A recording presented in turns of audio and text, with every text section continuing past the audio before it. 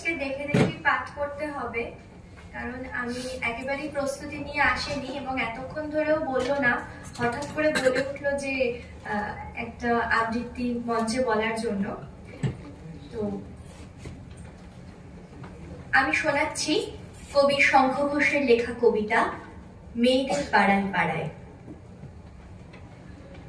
তারপর ৮ মাসের মেয়েটিকে ভাসিয়ে দিয়ে যুবতী বধূটিও মনে হয় অনেক দিনই সে কিছু বলছিল না, ভেবেছে অভাব তো নেই, দড়িল না কলসিল না, যদি জল সামনে থাকে অতলে বাঁধবে তাকে, ৭ না ১০০০ পাকে, জলে কি মরছিল না, ভেবে সে অনেক দিনই কিছু আর বলছিল না।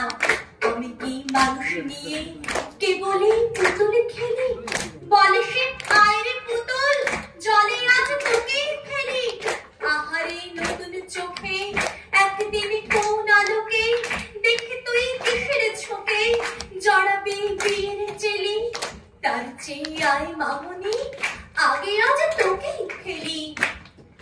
তারপর বিসর্জনের জোড়াঘাট পাড়ায় পাড়ায় এরকম ঘটেই থাকে, ভেবে লোক কষ্ট দাঁড়ায়, কিছুদিন স্থির থাকে জল, ছবিও দেয় অবিকল, তবে ফের মত্ত মাদল সে জলের গ্রাসকে নাড়ায়, ভেবে সব খুঁজছে পুতুল মেয়েদের পাড়ায় পাড়ায়, ভেবে সব খুঁজছে পুতুল মেয়েদের পাড়ায় পাড়ায়।